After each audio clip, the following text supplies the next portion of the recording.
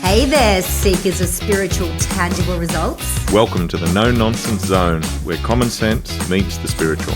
I'm Jason Parks. I'm Emma Romano, your unapologetically real spiritual guides. We don't sugarcoat, we don't dance around the woo-woo, we just deliver the raw, kick-ass truth. Join us each episode as we dive deep into the mystical, cut through the bullshit, and show you how to manifest the tangible results you've been craving for. No fluff, no filters, just two mentors on a mission to elevate your mind, body and soul. Get ready to transform your life like never before. This is Soul Aligned Results, where spirituality meets the real world. Welcome everybody, my name is Emma Romano and this is Jason Parks. Soul Aligned Results podcast today. Our title is this, Rest Without the Guilt. This is massive for me. So coming from I'm a holic. I used to be an aholic, right? So I used to be a alcoholic. I used to be a partyaholic. I used to be all the things. So for me, it was either all or nothing. And I became a workaholic, I've always kind of been a workaholic. Even when I was working for other people, I would have 3 different jobs. I would never just have one because you could probably have called me more of a busyaholic, right? I was always busy doing something, very involved in sport, very involved with business, very involved with the kids' schools, very involved with things. And I was brought up with, if I had time to sit on the couch and watch a movie, I had time to do something, right? So if I was just relaxing, I could have been at school all week, I was very heavily involved in sport, in tennis. And if I was sitting down a Sunday afternoon watching a Sunday matinee movie, shows my age, right?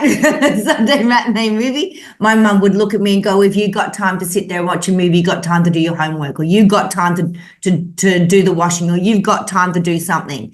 So it was not her fault at all, but I was brought up in the paradigm of if you've got time has to be spent doing. And what I didn't realize then, resting is still doing. Yeah. It's a huge one, isn't it? Because it's like it's massive. Yeah, that mentality is like being a race car driver. And it's like, I'm going to win this race. I'm just going to keep driving and I'm not going to pull in for pit stops. I'm not going to refuel. I'm not going to put tires on. Yeah, that's it. Yeah. No new tires, no fueling, no, nothing. I'm just going to keep going until the car runs itself out. Yeah. Completely. And that's how I lived my life. I would just keep going until I ran out. And then, I'm sure people know the story now, 2014, I ran out so much. I ran into, multiple sclerosis. Because when you're running out, you're running into something. And you run out of energy, you're running into fatigue, you're running out of, energy, you're running into a disease of some sort, or fatigue or exhaustion or arguments or something. Yeah. So this is why I call it guilt-free rest. So I just came back, 3 mornings ago from 2.5 weeks in Japan with my son, and it was phenomenal. And it was the very first time I've ever gone away and spent 2.5 weeks not working. I didn't take my laptop. I didn't take my iPad. I just took my phone. I didn't take anything. And I had made an agreement with myself, no work. I got to admit to you, guess what? Yeah. I hated it. Of course you did. Hated it. It was love Japan with Jack. Loved it. But I'm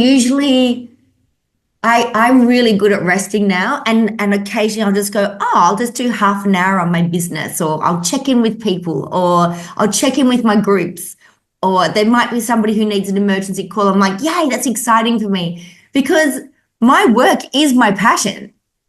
My work never used to be, right? Because I used to work for other people and I used to love my jobs, but they weren't my passion. They're a means of me getting money to be able to do things. But I figured if I can go on holiday, rest, and potter around in my business at the same time, that is my definite happy place. That is really good. But let's get back to this guilt-free rest. Guilt-free rest is when I think guilt-free rest is when you plan your rest periods, when you get to choose. You get to choose to go, I'm not doing that today. I really need to rest. I can't go out tonight. I really need to rest. I am just going to spend a day or 2 hours tomorrow morning pottering around the house before I go and do anything of importance. We have to refuel. It's so important because if we don't rest, if us humans don't choose our rest periods, the universe will choose it for us, and not always in the nicest way. No, absolutely. So what's your give on this, Jason? Well, I think it's a super important point. I talk to people about this all the time, but I mean, as you know, I'm going through my own version of it. Yes. Yeah, it's been 5 months now. Yeah. And it's forced me into rest, and it's the best thing. because it's meant that I've had to change the entire way in which I think about work and what I do with it. So I've one of these things, like one of the words that's thrown around a lot nowadays is about burnout. Yeah. And we look at burnout as being a big problem that has to be managed. And it's really not. Burnout is a genetic development to save people from dying. So basically, we have two kinds of people under prolonged, if you're under prolonged stress for a very long time, and stress is different to pressure. Pressure is where there are external forces that you push against, but you are getting stronger through that process. You're managing it and you're able to cope, and it's increasing your quality of life. Stress is when it tips over the balance and you can't deal with it. It's too much, and now it's having an impact. So if you were imagining that you were lifting weights, there's a point where you can lift weights and they're heavy, and your muscles get stronger and you get stronger and get bigger and more tone, all that sort of thing. That's pressure. The second you start trying to lift weights too heavy for yourself and you get injury after injury, that's stress. So what happens is when people are in stress for prolonged periods, there's really only two groups. There's those people who burn out, which is a safety measure. By burning out, it actually stops you from going into the second group. So it makes you stop. The second group are the people that just keep going, and they keep going, and then they have a heart attack, or they keep going, and they get cancer. And that's what it is. There's just a point where their body can suppress it. And by suppressing that stress, they actually move it into the disease realm. Yeah, that's what I did. Yeah. And it's an interesting thing. So it's fascinating, because really at the end of the day, pain in any form in your body is just the symbol for stop. That's exactly. It's all it is. You know, I met up with she used to be a client at the chiropractic clinic I was working at 10 years ago. Yeah. And I caught up with her. We bumped into each other at the front of Kmart at a shopping center. And she gave me a big hug. She goes, "Oh, I miss you," and I'm like, "Thank you." She goes, "You went and did your own business, didn't you?" I went, "Yeah." She goes, "Are you busy?" And I wanted to say no, because I don't do busy anymore. Yeah. But the look on her face, and I said, "No, I'm not busy." And she goes, "Oh, I'm so sorry." And I felt like, "Oh, no, I'm a multimillionaire-esque because I'm not busy anymore." That's right. I have all this space that I have all this space. I have time to go to Japan. I'm off to, Italy and Greece in 29 days to be with my other son. And I've got all this space and this time. And when I work, it's so impactful. It's not just filling in time or half-assing with clients. It's so impactful. But she didn't get it. Yeah, it's outside the mental model. And I want to really say to people, I think we need to stop asking people, "Are you busy?" And busy being a good thing, because busy is not a good thing. No. And I think probably by the time this podcast comes out, it's going to be super relevant for people, because the energy of this year, 2024, has really been busy. It's just been push, push, push, push, push. But the energy of next year is going to be very different. It's going to be like a breath in. All that energy is going to come in. It's going to be all about what really matters to you, your home, your family, your soul aligned desires. Those things are going to be what really matters next year. And if you try and push through it, you're going to have a really unpleasant time because you're swimming upstream. It's going to be hard work for little result. Yeah.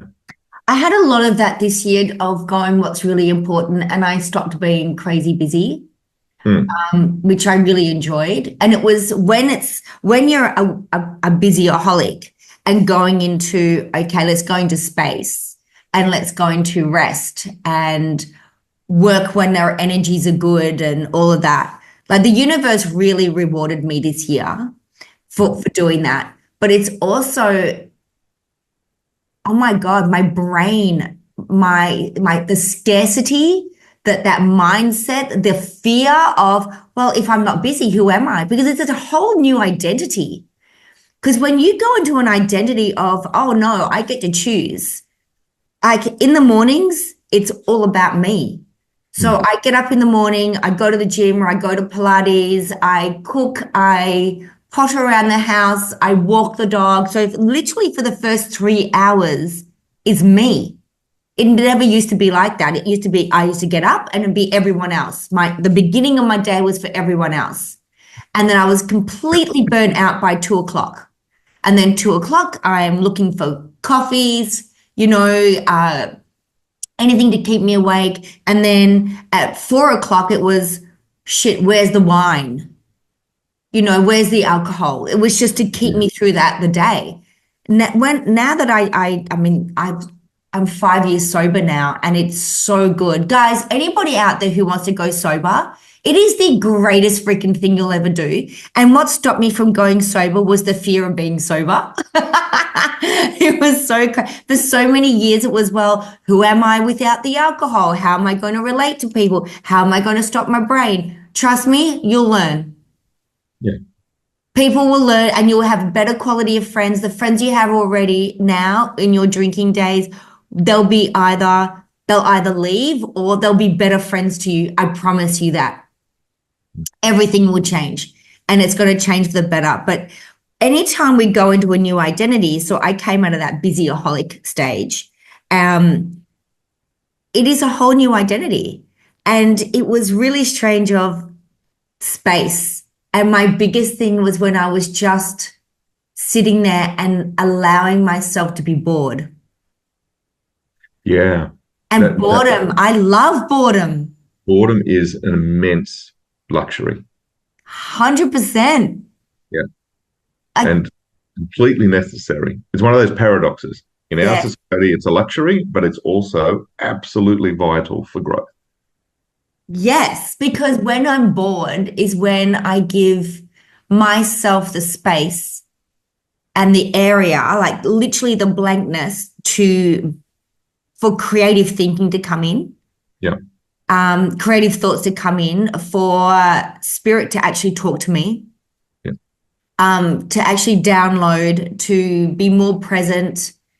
It gives my body an opportunity to calibrate and to rest. Boredom is great. And boredom, I don't mean the TV's on while you're playing something on your phone.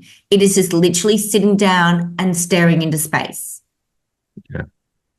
So, sorry, yeah, go for it, Jason. Well, I was just going to say, one of the things about that's really important is we've seen in the Western world a decline in religious practice, spiritual practice. So there's been sort of a counter swing where people have gone in for more of an individual-based spirituality away from religious practice. But over the 20th century, religious practice declined quite significantly. And one of the major factors for this, which nobody talks about, is because it has become the established paradigm, the established idea that we're smarter now. We don't need superstition. We don't need to believe in things that aren't true. We're all about science. So it's not about that. So what's caused a change in spiritual views in the 20th century from the mid 1800s right through into where we are now has been the increase in industrialization. we've gone from, in order to be able to spend time with spirit, to have inspiration, to be able to think about deep things, it requires space. And when people started to work in factories and when things became industrialized, that space went away. Then what we did was we started to adjust our lives. This came out of the 1940s in a way of kickstarting the Western economies after World War II. So they started to put forward an idea about consumption, that this is what you really need in order to be happy. Mm-hmm. What you needed to be happy before that was just a little bit of time to think about what you need to be happy. Mm-hmm. But because they took that away, everybody agreed to do it. We took it away from ourselves. And then in doing that, we've now had to replace it by other things. Instead of having our own ideas, we sit in front of a TV and let somebody else's ideas inform us about what we should be thinking. Yeah. Instead of picking what we want to do, we just allow things to scroll. So that it has continuously moved forward, and we've become more and more conditioned to this response. But it's ghastly. The cost of it is all of that inspiration that could be coming in, all those ideas that could be real in the world through you, don't come in through you because you don't give them any space. Your cup's completely full.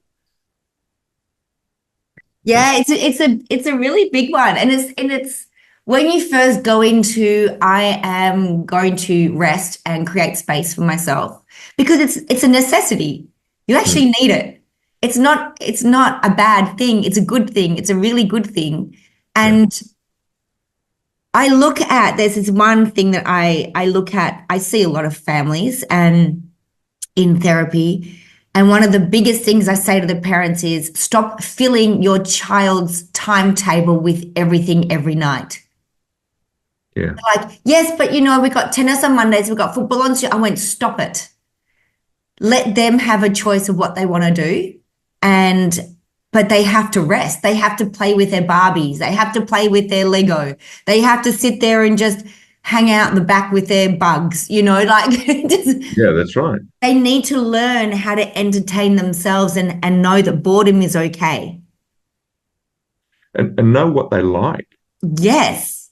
Because these kids have no idea what they want to be or who they want to be or what they even enjoy. I'm going to tell you, I was the same. I had no idea. It took me until I was 45, 46 years of age to find out what I actually like. And it's this. Yeah. But I was doing everything that everybody else told me to do before then. Yeah, exactly right. Thinking that I was doing the right thing. And I was broke. And when I was working for the man, I was broke. Job just above broke. Yeah, that's right. And then I went into my own business. Everyone thought I was crazy. I am not a person who's good with money. I didn't know how to do accounts. I didn't know how to do anything. Went in my own business, and I have had an exceptionally successful business continuously as well. And it's because I'm passionate about it. That's right. Yeah. And the time that my business is the best is when I choose my rest in it. Yeah. I want to say something about that, because it's easy for that point. There's another point there that you haven't mentioned, which is really important about you. And that is passion. Like, you're passionate, yes, but you act on that passion consistently. Yes. That's the important bit. A lot of people are passionate, like alcoholics are passionate, right? Yeah. Right. I also acted on that too. Yeah, that's right. So successful. Yeah, but isn't it nice? You just turned it in a different direction. Yeah, so, I definitely had the skill set. Yeah, that's right. It's really important. Like, rest is very much like that. You have to think a little bit like an elite athlete. Mm-hmm. So most people aren't aware of this because they don't think about it. They think about people who are high level athletes. They train a lot. They do. And they care a lot about their training, the quality of their training, the coaches they work with, all of that sort of stuff. They're really, really focused on it, almost as much as they're focused on their recovery. Recovery is everything, because if you can't recover, if you go and train at that level tomorrow, you're going to injure yourself, and then you're out. And everyone who you're keeping up with has now gone 6 months ahead of you. Mm-hmm. And all these things that you're aiming at, all those goals just slip back. So recovery is everything. So when elite level athletes have a recovery day, a rest day, they don't like sleep until lunchtime and then sit on the couch watching Netflix eating chips. So that's not what they do. What they do is they're up, they're having massages, they're having physiotherapy, they're having saunas, they're doing all that, and they're punching that out. It's called active recovery. They're doing things that deliberately allow them to physically and mentally recover. And then once they've done all that, then they might sit down and watch a movie for a couple of hours. Right? That's what they do. But it is equally as important as their work. Recovery is another job that has to be managed to an elite level if you want to operate at an elite level. And yeah, it's something we all need to be taking note of that. Yeah, exactly. And it's this guilt-free rest. It is so potent. I mean, something really massive happened to me in Japan, and I was sharing it with Jason yesterday. And if I hadn't have been in that rest space, this would never have happened. So Jack and I were in Kyoto. Jack's my 22-year-old son. He'll be 23 when you guys hear this. And Jack and I do very spiritual dragon medicine work together, and Jack will come to Jason's and my retreats and work with us, and we do a lot of that's really deep spiritual work. And Jack's got this great ability to pull up very dormant, low frequency trauma in a human's body and pull it up, make it acute, and we transmute it. Anyway, I've been channeling. I didn't know what it was, but I knew it was Japanese, and I knew it was a woman. And she comes out when the lowest of frequency is there, like the really evil, demonic stuff is there. She'll come up and they are terrified of this woman. And we had no idea who this woman is. Anyway, one day we're in Kyoto and Jack had been kind of planning our days. There was one day he goes, I'm sick of planning. I went, I'll do it, which scared the shit out of us because I can't read a map. So got out Google, right? And I knew near us was a bamboo forest. And I'm a forest girl. I'm not a sea girl. I'm not a beach girl. I'm a forest girl, right? So I went, okay, I'm going to take us to this forest. It was quite some miracle that we got there, to be honest, and all in one time, because usually I'm sitting there going, are we going the right way? Are we going the right way? And I just trusted. I just went in, let's just trust it. And if we don't end up at the forest, we'll end up somewhere and it's all cool. So we go to this forest and I hear this little voice inside my head. When I know this voice is inside my head, I know it's from a spirit. When it's outside, it's a human. So I can hear someone calling my name, it's a male. And I'm like, oh, this is cool. We're definitely meant to be here. And so we walk into this place, and rest, what I mean by rest is this, and I think this is really important. Rest to me equals no expectation. Yeah. All right. Super important. So that is so even when you're resting, you go, when I rest, I'm going to watch a movie, I'm going to feel like this. That's not rest. That is still expectation. Yeah. So I really want to throw that one in. So rest is I'm literally going with the flow. Right? So we were just walking this day, nowhere to go, just walking around and no expectation. So we get to this place and there's this beautiful like stone dragon there. Jack and I start yawning massively, which means there is energy. We're shifting an energy here. And I get this big itch on the crown of my head. And I literally look like I've got lice at the time. It's quite embarrassing. But it's a big activation message to me that I'm activating through my crown. And I'm going to be receiving big messages. Anyway, we're walking around and I'm like, Jack, I know this place. Like, I know that shack there. I can tell you what's in it. So we stick our head through it. And yes, lo and behold, I know this house, right? It's a little tiny house.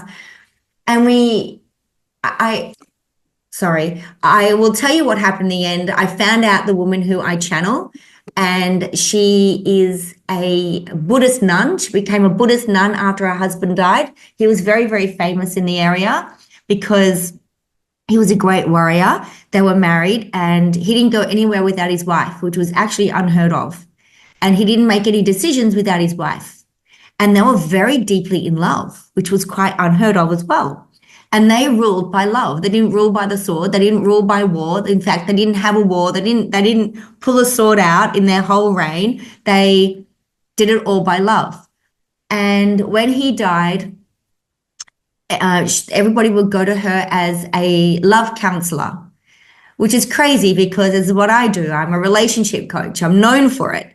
And I'm channeling her. I'm chatting away to her. It was amazing. And there's this big stone dragon. I've got a photo with me standing beside the stone dragon. And what she would tell her couples is this: someone stand on one side, someone stand the other. You have two pieces of paper. One, you put your wish in. One, you put in the thing that's annoying you, right? The thing that you need to forget. And you throw it in and you forget it. Because once you've forgotten the problem, guess what? You don't have a problem. Yeah. And then you focus only on what your wish is. So if you've got a problem, I don't know, he snores at nighttime and my wish is that we had better sleep. If you forget that he snores at nighttime, you will only focus on better sleep. So you'll get what? Better sleep. Yep. So you don't focus on the problem, you focus on the wish only. And when you focus on the wish, the problem goes away. It's just freaking amazing. And this is what I have been practicing in my whole practice for 9 to 10 years, right? This is what I tell people. People got a problem, I go, stop the problem. And people get very annoyed by me and they go, oh, I keep thinking of this. And I go, well, stop it. They go, what? I go, just stop it. Just stop thinking about it. Stop overthinking it. They go, oh, but what will happen? I go, you won't have the problem. That's right. It's that easy. So it was cool. Anyway, that none of that would have happened. None of that would have happened if I hadn't have been in rest. No, that's right. None of it. We wouldn't have gone because I wouldn't have been in the frequency of this beautiful, incredible woman. And her name is Nene, Nene. And here's where the plot gets thickened, right? Nene is the name that my boys gave my husband, Anthony. Anthony met the boys when they were 5 months and 18 months. So, and he's the only father figure they've known. Well, they couldn't say Anthony. They ended up calling Nene. So it was Nene this, Nene this, until we got married. Then they started calling him Daddy. And so we have been in the vicinity of this great frequency, Nene, for 21 years without knowing it. Yeah. But now that we're in great rest period, now I can come in fully. And it was very, very cool. It was very, very cool. But that can only happen. That can only happen when you're in rest. Absolutely. There's an energy dynamic around that. Yes. And that is that if your life's always 100% full. Yep. And if your life's 100% full and you want new things coming into your life, well, where are they going to go? Mm-hmm. You have to create space. And you have natural systems that allow you to sort that through your subconscious. It'll take the thing that is least needed and has the most mass, takes up the most room, and it'll push it up to the surface for you to let go of. But usually it's some trauma or some drama or some attachment. Yep. And if you can just let go of that, you can release it, you create this space, and that space is the vacuum that pulls in all that new energy. I love it. And a really easy way to do it, and I learned this by Catherine Ponder. Guys, I really, really recommend Catherine Ponder work. She's incredible. And she says, I loosen you and I let go. So when I have an old memory come up or something, I just go, oh, I loosen you and I let you go. I loosen you and I let you go. And then I'll do I can never say it right, the Ho'oponopono prayer. And I go, thank you, I love you, please forgive me, I forgive you, please forgive me. And that's what I just say, and it's gone. And then the next step, I look at that, and this is the important part, look at the residual behaviors that are attached to that old paradigm. Huge. And that's kind of our bridge to the next session, isn't it? Yes. So let's leave that here. I'm going to leave that here. We're going to say goodbye, and we look forward to seeing you in the second part where we're going to really show you about that. Absolutely. Thanks, everybody. Mwah. We love you. We'll see you in the next session. Bye.